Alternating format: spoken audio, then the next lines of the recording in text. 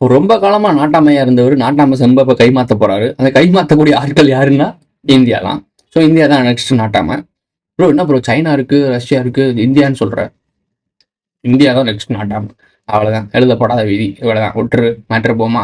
Okay, இன்னைக்கான video என்ன அப்படின்னா, நாட்டாமையோட செம்பு கைமாற போதா, அதான் டைட்டில். இதே வச்சுக்கலாமே டைட்டில். நல்லா இருக்கே, நல்லா இருக்கு, நல்லா இருக்கு, நல்லா இருக்கியா? நல்லா இருக்கு, அட நல்லா இருக்கு, நல்லா இருக்கும்போது நம்ம நல்லா போய் அதை இருக்கும்போது போய் எதுக்கு எடுத்து யோசிச்சுக்கிட்டு அப்படி பேசிட வேண்டியதான். ஸ்ட்ரெயிட்டா மேட்டர்ல போயிடும். சைனாக்காரங்க வந்து பாகிஸ்தானுக்கு ஃபுல் சப்போர்ட் பண்றாங்க. இதெல்லாம் தெரிஞ்ச கதை தான். இதையும் பேசுறீங்க அப்படின்னா, பாகிஸ்தானுக்கு சைனா சப்போர்ட் பண்றதெல்லாம் இருக்கட்டும். ஏன்னா அவங்களோட பார்டரும் பக்கத்துலேயே இருக்கு. ஸோ இதெல்லாம் இருக்கட்டும், சப்போர்ட் பண்ணி தான் ஆவாங்க, வேறு வழி இல்லை. ஏன்னா அவங்களுக்கு தெரியும், சர்தார் படம் பார்த்தவனுக்கு தெரியும். சரி ஓகே, அப்புறம் நம்ம இது இருக்குல்ல, சர்தார் 2 வரப்போகுது. அதுலேயும் டிராகன் சிம்பிள்லாம் போட்டிருப்பானுங்க. அடுத்து நீ வரலாறு தெரிஞ்சுக்க வேணாம், அரசியல் புரிஞ்சுக்க வேணாம், படங்களை பாரு, எல்லா படத்தையும் பாரு, படத்தங்கள்லாம் அரசியலோட பாரு, விஷயம் புரிஞ்சிடும். இப்போ நம்மளுடைய அமெரிக்க ட்ரம்ப் வந்து 2 பேருக்கும் தூது அனுப்பியிருக்காரு. என்னப்பா நீங்க வா வாப்பா, ஆலமரத்துக்கு அடியில் மேசையை போடு, செம்பு தூக்கிட்டு வந்துரு, பழைய செம்பு தூக்கிட்டு வா, வெத்தலைப்பட்டி தூக்கிட்டு வந்துட்டாப்ல பஞ்சாயத்துக்கு. இப்போ என்ன சொல்றாரு அப்படின்னா, 2 பேரும் சுமூகமாக முடிச்சுக்கோங்க, இன்னொரு 1000 ஆண்டுகளுக்கு நம்ம இந்த பிரச்சனையை பற்றி பேசக்கூடாது.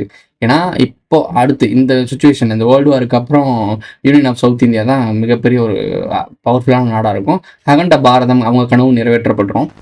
இதெல்லாம் நடந்த பிறகு அடுத்த 1000 ஆண்டுகளுக்கு பாகிஸ்தான் இஸ்ரேல் சண்டை பாகிஸ்தான் இந்தியா சண்டை வராது, சீரியஸ்லி வராது. அதுக்கான ஒப்பந்தம்லாம் போடப்பட்டுரும். ஓகே, சிம்பிளான மேட்டர். இப்போ அமெரிக்கா ட்ரம்ப் வந்து சொன்னோன்னே அவங்க எல்லாருமே கேட்டாங்க, பாகிஸ்தானும் கேட்டுருச்சு, இந்தியாவும் கேட்டாங்க. இனிமேல் பஞ்சாயத்து பண்ண மாட்டோம். ஓகேயா, ஓகே சார், நீங்கள் சொல்லிட்டீங்க, கேட்குறோன்னு சொல்லி முடிச்சிட்டாங்க. இப்போ ஒரு சின்ன கேள்வி, F-16 ரக விமானங்கள் இருக்குல்ல, இந்த விமானங்களை அமெரிக்காக்காரங்க கொஞ்ச நாள் முன்னாடி கொடுத்துருக்காங்க. 2 வருஷத்துக்கு 3 வருஷத்துக்கு முன்னாடி பாகிஸ்தானுக்கு கொடுத்துருக்காங்க. தம்பி, நீ பறக்கிறதுக்கு பல ஊர்களில் வந்து நீ வெங்காயத்தை தூக்கி போட்டு அறுவடை பண்ணுறதுக்கு, அதாவது வெங்காயம் விற்கல இல்லை ஒரு சில இடத்துலலாம், அங்கே வெங்காயத்தெல்லாம் போட்டு இங்கே வெங்காயம் இல்லையா நீங்க போடு, அங்கே பிரச்சனை இல்லையா அங்கே போடு அப்படின்னு சொல்லி போடுறதுக்கு உனக்கு விமானம் இல்லை, இது வானூர்தி இல்லை, அதுக்காக நான் F-16 ரகத்தை கொடுக்குறேன்ப்பா அப்படின்னு கொடுத்துட்டாப்ல. கொடுத்துட்டு அதை செலவு பண்ணணும்ல, அதை பார்த்துக்கணும்ல, மெயின்டைன் பண்ணணும்ல. மெயின்டைன் பண்ணுறதுக்கு காசு இல்லைன்னு, ஓ அப்படியா, சரி நீ வெங்காயத்தையும் போட்டு எல்லாத்தையும் சாவடி, எனக்கு எதிராக இருக்கவே, எனக்கு எதிராக செயல்படுறோம்னா இப்போ அடி எல்லாம் பண்ணு, அந்த F-16 ரக விமானத்தை கொடுத்துட்டு அதை பராமரிக்கிறதுக்கும் 300 மில்லியன் கிட்ட பணத்தை தூக்கி கொடுப்பாப்புல. பணத்தை கொடுத்து அதை பராமரிக்கவும் விட்டுருவாப்புல. பராமரிக்க விட்டுட்டு இந்தியா கூட சண்டைக்கு வரான். அவன் யார் கூட சண்டைக்கு போவான்? பாகிஸ்தான்காரன். யார் மேலே வெங்காயத்தை தூக்கி போடுவான்? யார்கிட்ட பஞ்சாயத்து பண்ணுவான்? இந்தியா தான். வேற யார் இருக்காங்க? ஆப்கானிஸ்தான் நம்ம சண்டை போடுவான்.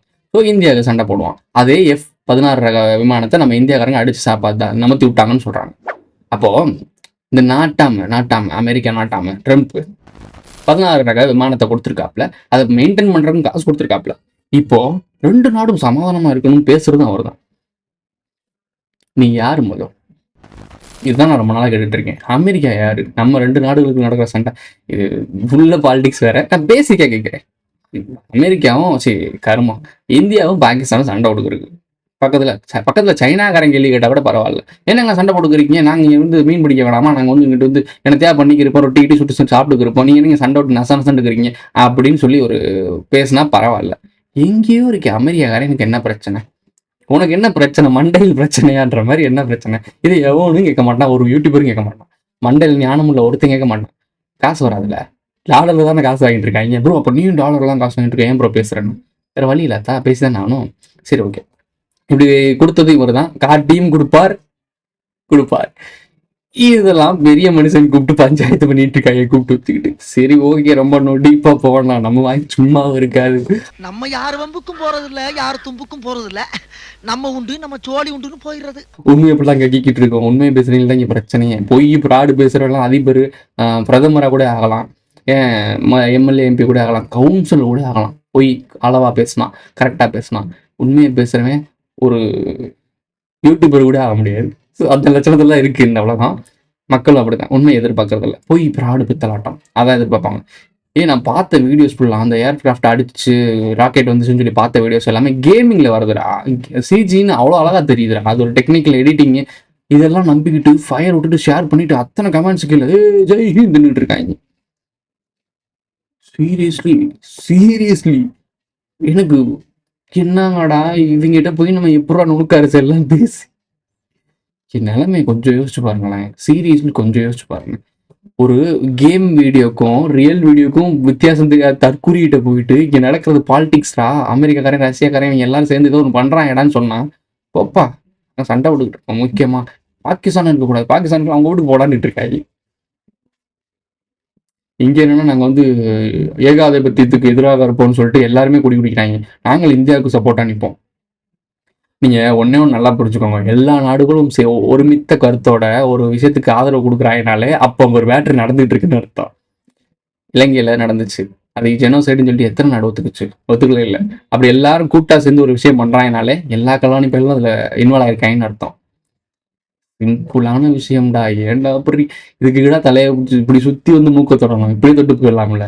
சரி ஓகே, இந்த டாபிக் இதுக்கு வரமா வைங்க. பாரிசால ஒரு வீடியோவை ட்ரெண்ட் பண்ணிட்டு இருக்காங்க. எங்க அண்ணன் அப்பவே சொல்லிக்கிட்டாரு, பாரிசமா அப்படின்னு சொல்லிட்டு ஒரு ட்ரெண்ட் பண்ணிட்டு இருக்காங்க. சீமானிசம்ன்ற மாதிரி பாரிசம்ன்ற மாதிரி ட்ரெண்ட் பண்றாங்க. நான் தான் சொல்லியிருக்கேன், கோபப்படத்தை பாருங்க, கோபப்படத்துல ஒரு கேரக்டர் வரும்ல, அந்த கேரக்டர் தான் பாரிசாலன். மைண்ட்ல வச்சுக்கோங்க, வேற ஒன்றும் கிடையாது. அதோட பிரஸ்ல இருக்க ஒரு ஜீவா கேரக்டர் மாதிரி நீ இருக்கிய ப்ரோ, நீ தான் ஜீவா கேரக்டர், நீ தான் பாரிசாலனை கண்டுபிடிக்க போறியா? தெரியல, ஜீவா கதிர் என்னன்னு தெரியல. சரி அதுக்குள்ள போகலாம், நுணுக்கத்துக்குள்ள போகலாம். எதுக்கு வருது இப்போ, எதுக்கு சண்டை போடுறோம்? உக்ரைன் எதுக்கு தேவையில்லாம போய் சண்டை போட்டுருக்காங்க? இது எல்லாமே இது தேவையில்லை. உக்ரைன் மக்கள் விரும்ப மாட்டான், ரஷ்யா மக்கள் விரும்ப மாட்டான், உலக மக்கள் விரும்ப மாட்டான். போர் சூழல் என்பது உருவாக்கப்படுவது என்பது ஒரு திட்டம். 2025 ஒரு போரை தொடங்க வேண்டும் என்ற ஒரு நோக்கம் என்பது அவர்களுக்கு இருக்கிறது. அதை நோக்கி வந்து ஒரு வேர்ல்டு லெவல் பாலிடிக்ஸ் என்பது நகர்ந்து கொண்டே இருக்கிறது. அதை முழுசா நம்ம எதிர்க்கிறோம். அது எப்படி நம்ம எதிர்க்கிறோம் அப்படின்னா, உலக மக்கள், நான் பாகிஸ்தான்காரன் சாப்பிடாதுன்னு சொல்றேன், சீனாக்காரன் சாப்பிடாதுன்னு சொல்றேன், அதே போல சீனாவில் இருக்கவன் இந்தியாக்காரன் சாப்பிடாதுன்னு சொல்லணும், ஸ்ரீலங்காக்காரன் சாப்பிடாதுன்னு சொல்லணும். எல்லாரும் ஒன்னா சொன்னா இந்தியாவும் சரி, பாகிஸ்தானும் சரி, சீனாவும் சரி போருக்கு ஏன் வரும்? எப்படி வர முடியும்? ஒட்டுமொத்த சீனா மக்களும் போர் கூடாதுன்னு சொல்லி சீன மக்கள்கிட்ட சொல்றாங்க, சீன அரசுகிட்ட சொல்றாங்க. ஒட்டுமொத்த பாகிஸ்தானிகளும் பாகிஸ்தானோட அரசுகிட்ட சொல்றாங்க பொழுது போர் வராதுங்க, போரை செய்ய முடியாதுங்க உலக நாடுகள். இப்போ இந்த வீடியோ பார்த்துருப்பீங்க. இந்த வீடியோல என்ன சொல்லியிருக்காரு அப்படின்னா, நாளைக்கே பாகிஸ்தானும் இந்தியாவும் சண்டை போட வாய்ப்பு இருக்கு 2025 அப்படின்னு சொல்லி போட்டிருக்காப்ல. அந்த 2025 இப்போ பாகிஸ்தானும் இந்தியா, நான் எல்லாருமே ஒரு கேள்வி, முக்கியமான கேள்வி என்ன, ஏன் ப்ரோ இந்த பாகிஸ்தானும் இந்தியாவும் நடந்த சண்டையை பற்றி நீ பேசவே இல்லை அப்படின்னா, ஒரு சண்டை நடக்குது, அதனால பெரிய பிரச்சனை நடக்க போகுது அப்படின்னா நான் பேசுவேன். எனக்கு தெரியுமே அங்கே என்ன நடந்துட்டு இருக்குன்னு. விஜய் லாஸ்ட் படத்துக்கு ஷூட்டிங் போயிருக்காருல்ல, இப்போ ஷூட்டிங் போறாரு, அது ஷூட்டிங் முடிக்கிற வரைக்கும் அந்த படத்தை பற்றி பேச முடியாதுல்ல. ஷூட்டிங் முடிச்ச பிறகு தானே இந்த படத்தில் என்ன நடந்துச்சு, என்ன மாதிரி சீன்ஸ்லாம் இருக்குன்னு சொல்ல முடியும்.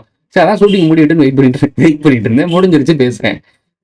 அதை முடிச்சிட்டாங்க இல்லை, ட்ரம்ப் உள்ள துண்டை போட்டு முடிச்சு விட்டாப்ல இல்லை, இந்த துண்டை நீ தாண்டக்கூடாது, இந்த துண்டை நீ தாண்டக்கூடாது, போங்கப்பா.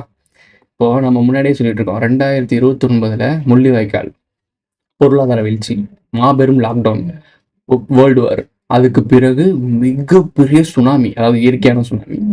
அதாவது இயற்கையான சுனாமின்னு சொல்றது வந்து கடல்ல இருந்து உண்மையிலே இயற்கையா தண்ணியில வரல, இயற்கையா தண்ணி மூலியமா ஒரு அழிவு இருக்குல்ல, அது நடக்க போகுது. அது இயற்கையா வரக்கூடிய அழிவு. ஸோ அந்த இயற்கையா வரக்கூடிய அழிவு மாபெரும் சுனாமி வரப்போகுது. அப்புறம் தான் சென்னை காணாம போகும். ஸோ இதெல்லாம் நடக்க போகுது எப்போ ஃபியூச்சர்ல. நான் சொல்லலப்பா, நியூஸ் சேனல்ஸ் தேடி பாருப்பா, சென்னை 2050 இருக்காதுன்னு சொல்லி அவங்களே போட்டிருக்காங்கப்பா. எதுக்கு வம்பு? ஓகே, இதான் விஷயம். இவங்க பேசினதெல்லாம் மெயின் ஸ்ட்ரீம்ல பூஸ்டப் பண்றாங்களா, ஐடிவிங் மாதிரி வச்சு பூஸ்டப் பண்றாங்களா. நம்ம எப்போ இருந்து சொல்லிட்டு இருக்கோம், இணையதள போராளிகள்ன்றவர் வந்து இன்னமும் 2050 வரைக்கும் என்ன நடக்க போகுதுன்றது தெளிவா புட்டா வச்சு போட்டாப்ல. ஏன் அதை பத்தி பேசல? அதையும் ட்ரெண்ட் பண்ணல யாருமே, அதையும் மக்கள் மத்தியில போகவே மாட்டுது. அப்ப புரிய வேணாமா? மக்கள் மத்தியில ஒரு விஷயம் போய் சேர மாட்டுது அப்படின்னாலே உனக்கு புரிய வேணாமா என்ன விஷயம்னு? ஆனா இங்க சொன்ன விஷயம் தான் நடந்துகிட்டு இருக்குன்றத ஒத்துக்க வேணாமா? விழிச்சுக்க பொழைச்சுக்க சொல்லதான் முடியும். கேட்கறது வைக்கிறது உன்னோட விருப்பம் தான். வாழைப்பழத்தை உரிச்சு தான் கொடுக்க முடியும். இந்த வாழைப்பழம் சாப்பிட்றான்னு சொல்லதான் முடியும். அந்த வாழைப்பழத்தில் உரிச்சுலாம் தட்டு வாயில சிரிச்சு பின்னாடி நோண்டி எடுக்கணும்னா அது ஏன் வேலை கிடையாது, சொல்லதான் முடியும். அடுத்த வீடியோ சந்திக்கலாம். ஐயோ, இதோட இந்த வீடியோ முடிஞ்சிருச்சு. இந்த வீடியோ பிடிச்சிருச்சுன்னா லைக் பண்ணுங்க, கமெண்ட் பண்ணுங்க, சப்ஸ்கிரைப் பண்ணுங்க, மறக்காம இல்லை ஏன்னா அதில் மட்டும் இந்த ஃப்ரெண்ட்ஸ்லாம் ஷேர் பண்ணுங்க. இவங்களை பற்றி யோசிச்சு நானே கன்ஃபியூஷன் ஆகிட்டேன்.